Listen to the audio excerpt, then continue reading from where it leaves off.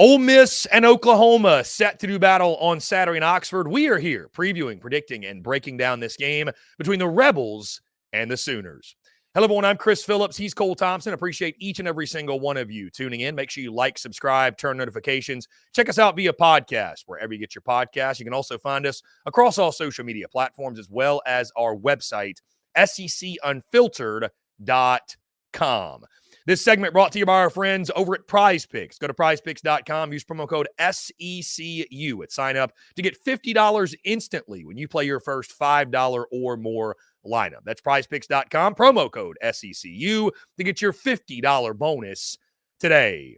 The Ole Miss Rebels and Oklahoma Sooners get set to do battle at Vaught-Hemingway Stadium. We are here previewing, predicting, and breaking down this game. I am Chris Phillips, and helping me do so, my good friend Cole Thompson joins me again as always. Cole, what's going on, my man? Appreciate you taking the time and excited to break down this game with you. I woke up on a Monday morning and realized that life is not over in Norman, Oklahoma, because they decided to make the right decision. Brett Venables, you did the hard job, but you did the right job. You did what was needed to be done. I told you guys in the preview against South Carolina what needed to happen on Sunday morning. It unfortunately happened on Sunday afternoon. But I've also been very high and very much still talking positively about a program like Ole Miss. Ole Miss, what version returns to the Grove this weekend? Because if you do embrace your inner Anakin Skywalker before transforming into Darth Vader, you will eviscerate every opponent from here on out and find your way into the college football playoff hunt. But new season starts today.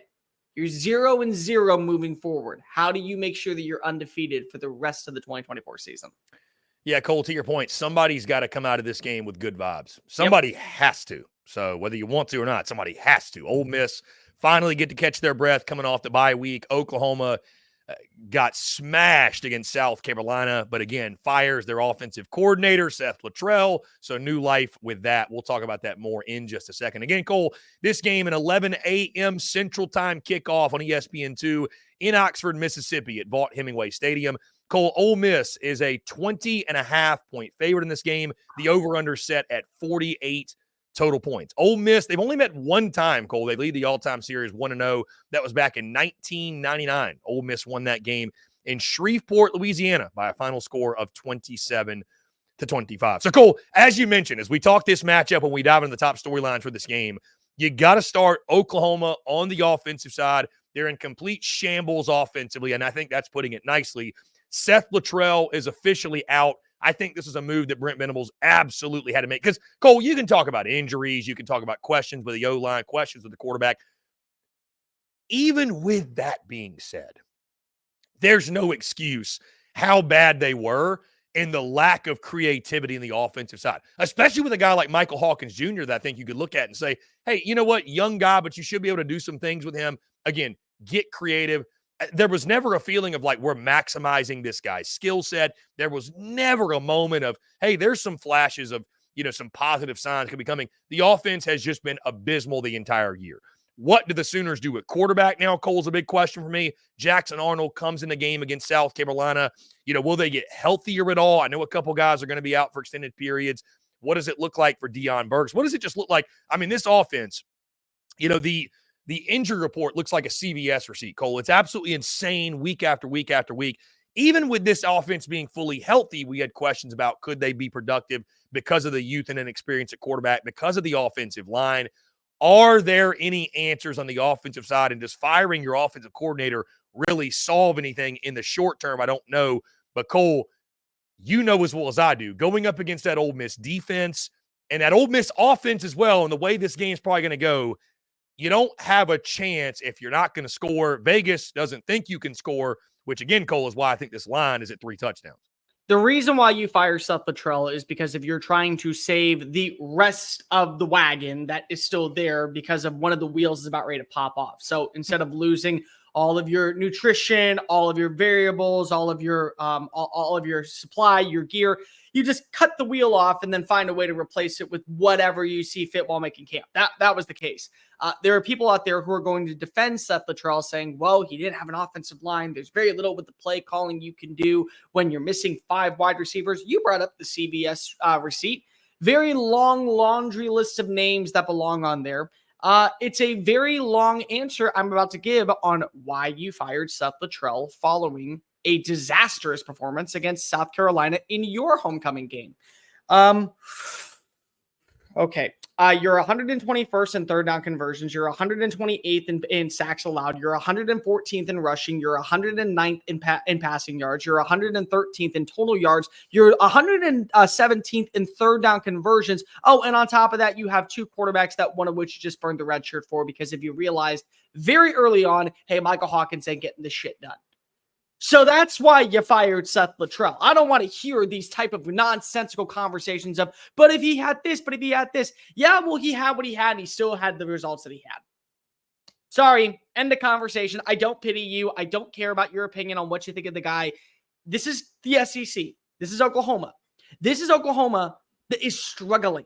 This is an Oklahoma team to where you are seeing fans make the jokes of hangover, Phil Collins saying, hey, Big 12, we effed up. Hey, we were not ready for this. And you want to know what? I hate to be the bearer of bad news because now I got to pull out my meme and act like Tyra Banks and say, I was rooting for you. We were all rooting for you because I was rooting for Oklahoma to be good in the SEC.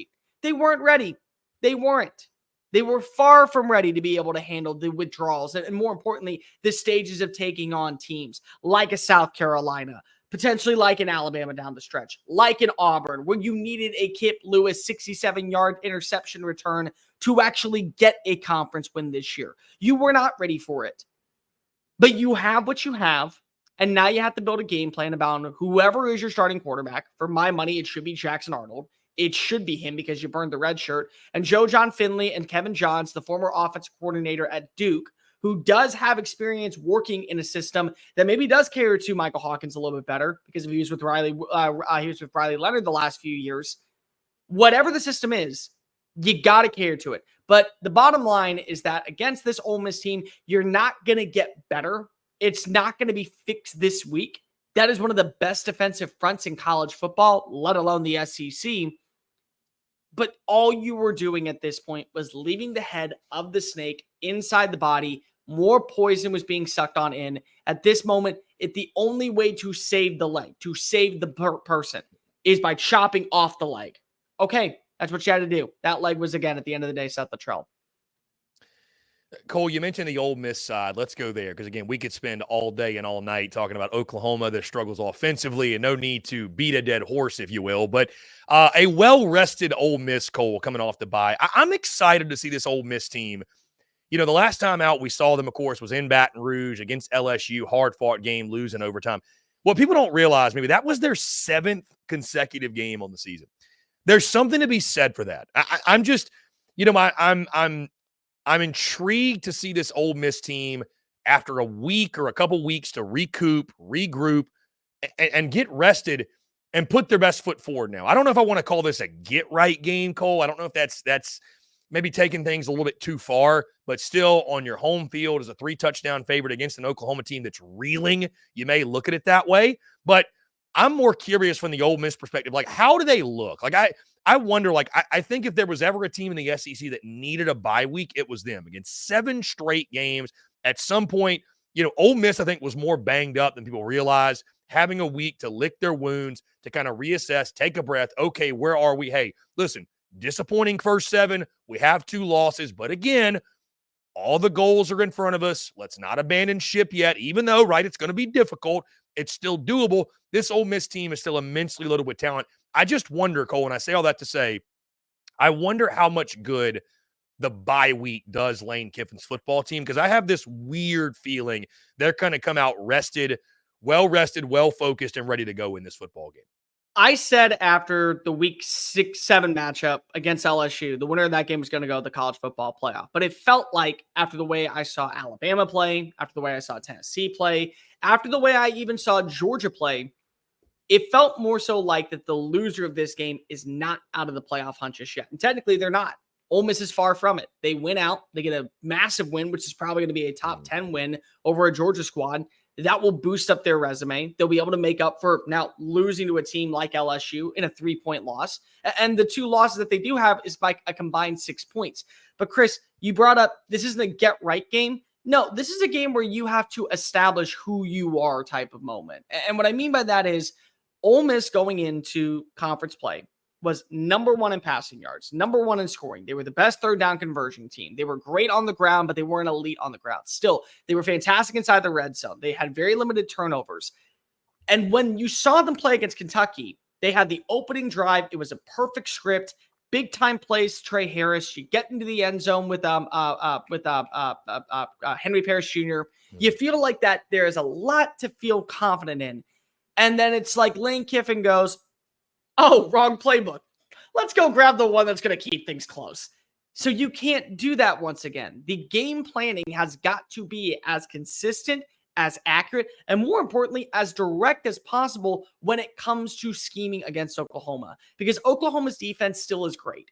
Like, as much as we want to go ahead and crap on what we've seen so far from the disgusting cesspool that is the former offense headlined by Seth Littrell as the offense coordinator, the defense has done its job. I mean, if you say that you gave up 23 points to an explosive Texas offense, you would feel like if you had a competent offense, you would either be losing by 7 points or you would be in this game within 3.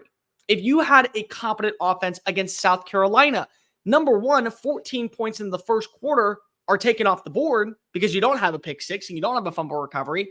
And for the most part, you have to remember that South Carolina actually finished with fewer yards than Oklahoma's offense that had 2 turnovers to begin the game.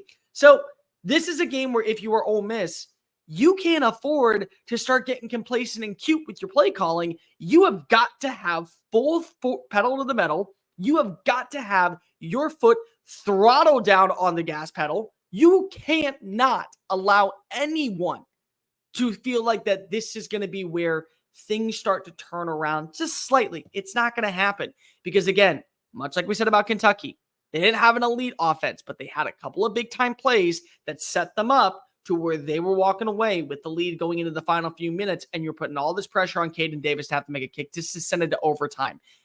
Talent-wise, you two aren't even in the same stratosphere. Literally, it's like talking about the jocks and the nerds that sit at a different table, or like the art geeks or whatever. And they all serve a purpose in high school, but you're nowhere near the same social circles. That's for damn sure. It's the same thing for Oklahoma. Yeah, you got some defensive players. You have nothing on offense, but don't be shocked if somehow Ole Miss has a game plan that does not wake up, that does not play a consistent brand of its version of football. And all it takes is a few big-time strikes from Jackson Arnold to say J.J. Hester or Bauer Sharp, and now we're talking about Oklahoma right back in this thing. Cole, I do think the thing that could keep Oklahoma in this football game and give them a chance to win even is that front 7 going up against Ole Miss's offensive line. You know, last time we saw them out, Jackson Dart was running for his life. The running game was, did okay. It was, I think, probably their strength in the football game, but Jackson Dart was on his back a ton in Baton Rouge, and they haven't been exactly great. We saw them struggling in Kentucky early in the year. I mean, if there's one thing you can say about Oklahoma is that the defense is going to show up and give them a shot. I don't know if they can hang on for dear life against Jackson Dart and company, but it will be interesting to see how does Ole Miss's offensive line coming out of the bye week fare, because they've been suspect at times this year. What's going to be really hard for me in this game when we're doing this preview is remembering Jackson Dart and Jackson Arnold because of how much I've mixed them up. But let me ask you, you are moving off of a new offensive coordinator. You are bringing in Joe John Finley to now be the primary play caller. Kevin Johns is taken on over as the co-offense coordinator for the rest of the year. Has that relationship with Riley Leonard, mobile quarterback at Duke. Got that big-time win at home against a top 10 Clemson team last year. Now, albeit Clemson was nowhere near the same level of what we thought, but to be also transparent, Ole Miss has not been at the same level as we thought. Do you feel like that this is a game where you have to go with Michael Hawkins, or do you go with Jackson Arnold and then turn to Michael Hawkins if things go south again? After what I saw last week, I'm going with Jackson Arnold. I think you have to go with Jackson Arnold the rest of the year. Yeah. That's my personal belief. And I know I thought they bailed on him too early, to be honest with you. I thought that they bailed on him too early in terms of going up against after what we saw in the Tennessee game. I figured, okay, Hawkins has earned the right to start against Auburn, but if there was no life moving, the ball was still kind of being flustered, you could always go back to him. Arnold, I think, has earned the right. He has a better arm at this point. He still was a 5-star talent for a reason. he was in a lose-lose situation. Brand new offensive coordinator comes on in, an offensive line that's being rebuilt overnight, a bunch of wide receivers that you thought were going to be really talented that haven't been on the field. You were never in a great situation, but I really felt like in the Red River Shootout, that was a game where at halftime, it felt like Seth Littrell was probably saying, hey, we cannot go to him. He doesn't fit my offense. Well, now you're gone. Well, now you have nowhere else to be right now. So it doesn't matter what your offense catered to. What matters is what gives you the best chance to win. I think it's Jackson Arnold in this matchup. I think the other thing that's going to be really important is for Jackson Dart to not put himself in harm's way. And I mean, you have to be able to survey the field. And the second that you realize that nobody is open, tuck it and run and just pick up the next down.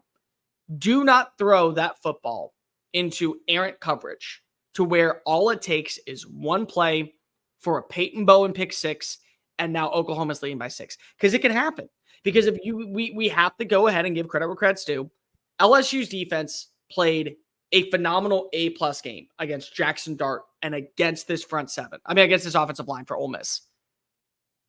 But you could still say that the front seven and really the defense of Oklahoma is better than LSU's. And they're going to make you eat your lunch meat, and they're going to force you into making critical mistakes. So you cannot put the ball in harm's way. If they can force Jackson Dart to throw in a double coverage, to basically take out Trey Harris, who I believe is going to be fully healthy for this game, from people that I spoke to, it's leaning more so that he probably will play in this game. But you also still have Juice Walls, you still have Jordan Watkins, you still have Caden Priestcorn.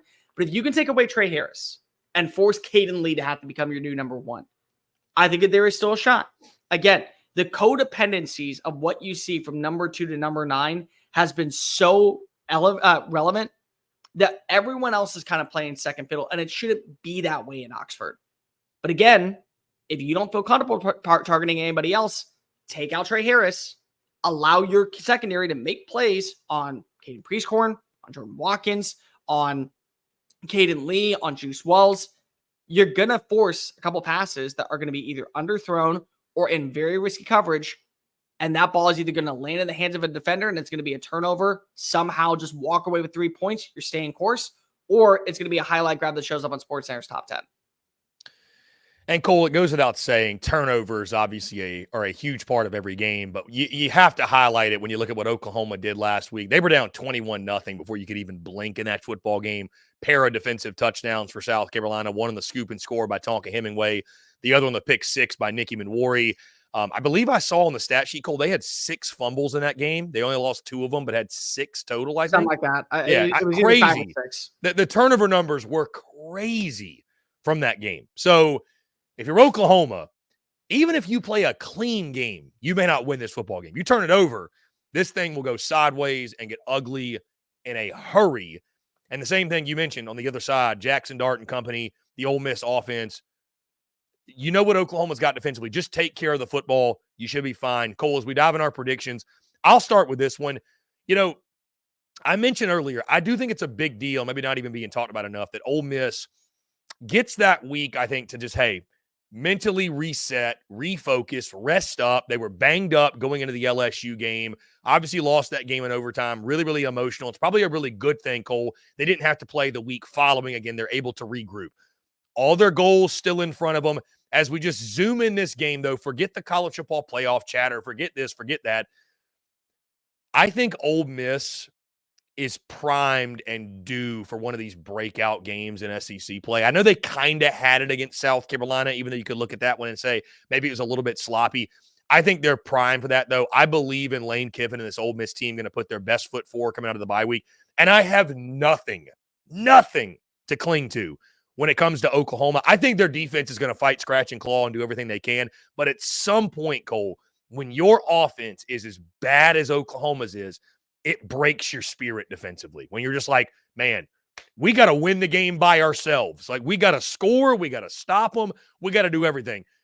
I think at some point it's going to get away from Oklahoma. I think Ole Miss does put their best foot forward. I think the week off was the best thing that could have happened for them. I think Jackson Dart going full Anakin Skywalker mode. I think he's going to come out pissed off, going to come out motivated. I think Ole Miss, Cole, I think they boat race Oklahoma. I don't think this game is close. I think they covered the 20.5. Again, I think on the home field, I think Ole Miss is going to want to have something to feel good about. And I just really, really question the Sooners at this point, just where they are as a football team. Ole Miss rolls, Cole. Give me Ole Miss 41, Oklahoma 13. Again, I think it is turnover aided. I don't know if it's 41 pure offensive points or, I would expect short fields. I don't – firing Seth Littrell, Cole, was the right move. I don't see that fixing all of their issues in the span of a week. I think Ole Miss wins this one big. So let's start off with this. Those who are calling for Brent Venables' head, just knock it off. Just knock it off. The guy is right for the job for now. And I think that you know that because of why hold on to something that's not working with an offensive coordinator that has ties to the university, somebody who has been beloved as a player at the university, just to be able to make sure that he keeps the fan base happy. So that's what a right guy does. That is what a coach who has shown you he can get to 10 wins will do. Unfortunately, I agree with Chris. This offense is not correctable.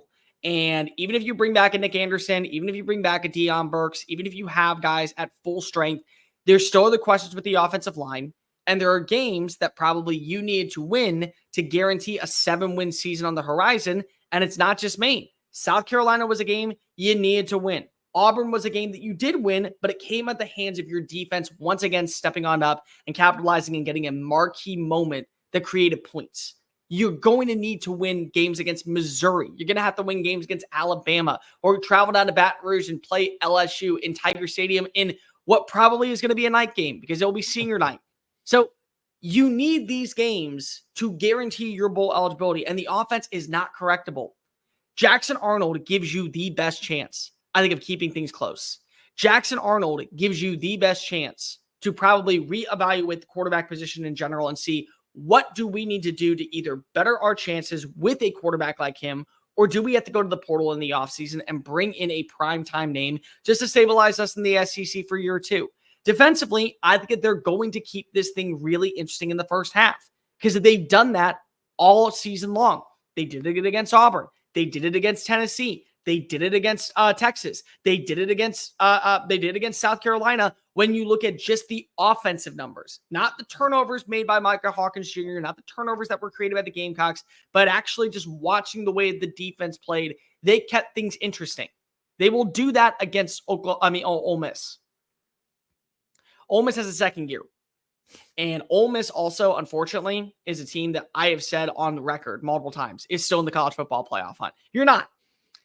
They will take every opportunity, and I think Lane Kiffin is going to get into his bag, into his element, because regardless, there still has to be the elephant in the room of what happens if somebody wants to hire away Lane Kiffin. He wants to get a pay raise. Everyone wants to get a pay raise. Who does not want more money? What's the best way to do so? Go to the college football playoff at 10-2, win a playoff game, find yourself in a great situation where the transfer portal is still potent. Now you're making $10 million, the same as Kalen DeBoer. And Ole Miss will do whatever it takes so long as Lane is able to win the big games to keep him in Oxford happy. This is one of those games that on paper is not a big matchup because if it's an unranked team in Oklahoma coming on in, it's a big matchup to get to show Ole Miss fans who you are as a program, what your identity is. Unfortunately, I agree with Chris on this one. I do think that they will cover the 20.5 points. I think that Jackson Dartnado's not winning the Heisman. Sorry about that. But he is probably still in line to be one of the better quarterbacks in the SEC. I think he goes off. I think he has 4 touchdowns. Ultimately, they pull away in the third quarter. This is a game that we'll be looking back and saying, maybe this is where Ole Miss kind of kicked it into high gear and realized what they were as an organization moving forward. I got a final score of 43 to 17. So, guys, do you agree with us? Do you disagree? How do you see this one playing out when Ole Miss and Oklahoma do battle at Vaught Hemingway Stadium?